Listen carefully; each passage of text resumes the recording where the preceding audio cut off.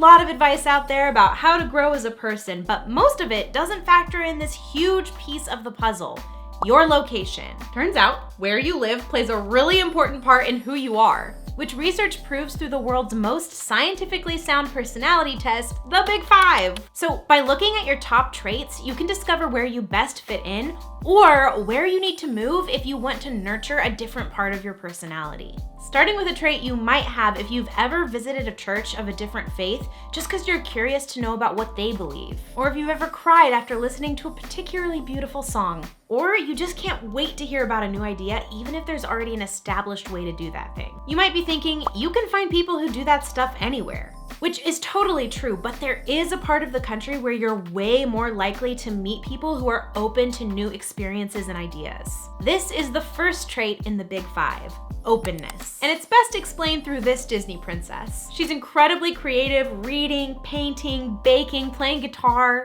But not only does she do creative things, she also thinks creatively, with metaphors, patterns, and symbols. If you have high levels of openness, you probably think like this too. And you definitely would not have been happy if you were locked in a tower, which is a huge clue that you might be high in this category. Just like the pioneers who moved west, it was dangerous, but they did it anyway, because they just couldn't be content with not experiencing what could be. And that enterprising DNA trickled down into the Western states. In fact, researchers found that the later a state joined the Union, the more open people in that state tend to be. But the West isn't the only place that you're gonna find this trait, because enjoying arts and culture is another huge thing in what makes you open. It's what captivates Rapunzel when Eugene shows her the town. So if this sounds like you, some of the most open-minded cities are Austin, Nashville, and Richmond. But not everyone thrives with that kind of spontaneity and flexibility. Just ask Tiana from Princess and the Frog. She says no to dating and parties and just generally all fun so that she can work towards her goals. Even if she might want to experience those things, her sense of duty overrides that, because she believes that short-term gratification just isn't worth the feeling of achieving a long-term goal, like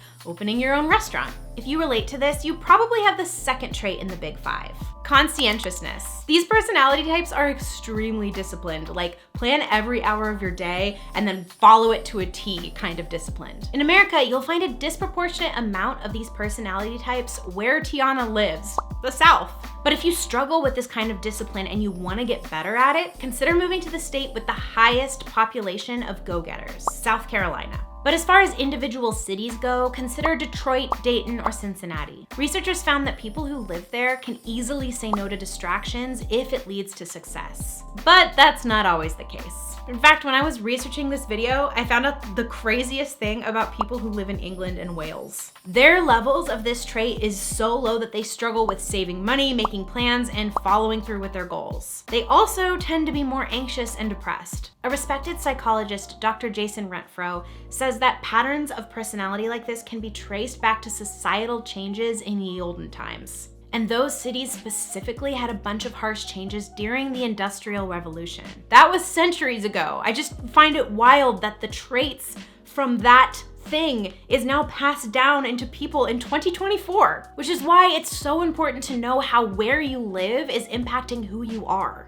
For example, some people, you might be one of them, crave interaction with the outside world. It's something we can find in another Disney princess, one who just can't wait to get out there, start dating, make friends, and experiencing life. If you have the same trait as Anna, you're probably pretty active, with the ability to assert your ideas and needs easily and interact with people. This is called, drumroll please, extroversion. So if you feel lonely and isolated, you might want to move to a place that has high levels of this trait. Like the Midwest, where people are like crazy nice and you can have a conversation in a cafe and it's like no big deal and people smile at you. Like, Midwest might be the place for you. But I know that some of you watching might be thinking, okay, well, the last thing I want is to have a conversation with a stranger. Are you insane? Don't worry, there are plenty of places where people feel way more comfortable just focusing on their own inner thoughts and ideas. Like some of the US's most introverted cities, Portland, Albuquerque, and Sacramento. But if you're introverted and you really want to optimize your life, there was a study that showed that Introverts are actually happier in the mountains than they are in flatter places or like on a beach. But maybe nothing about these 3 traits are calling to you because you're less focused on achieving your goals or exploring new places. Instead, you just want the world to be a kinder place, like this Disney princess, who is empathetic towards someone that most people fear and always puts others' needs before her own. If this sounds like you might have a high level of this big 5 trait, agreeableness. This is how much you're willing to give of yourself. You're empathetic and find joy in caring for other people. For this one, the stereotypes went out. Hence, Midwestern nice and Southern hospitality. When looking for the perfect place to live, consider Dayton, Ohio. It's the #1 most agreeable city in the entire United States. But I get it, not everyone is willing to put aside their own desires just to get along. Like this Disney princess who lives with the trauma of almost killing her baby sister. Because she has to hide her powers to conceal her emotions, she becomes deeply melancholy. But that pressure eventually builds up and lashes out, and she makes these drastic decisions trying to feel better. If you relate to this, you might have high levels of neuroticism. This is the degree to which you are anxious, depressed, and irritable. But as someone who has a lot of neuroticism inside of them, okay, you might hear this and feel shame. That's the exact opposite of what we're trying to do here. That's not what learning about your personality is about. Because these feelings are a human alarm system that have been passed down from generation to generation to help you survive. So there's literally nothing wrong with you for feeling this way.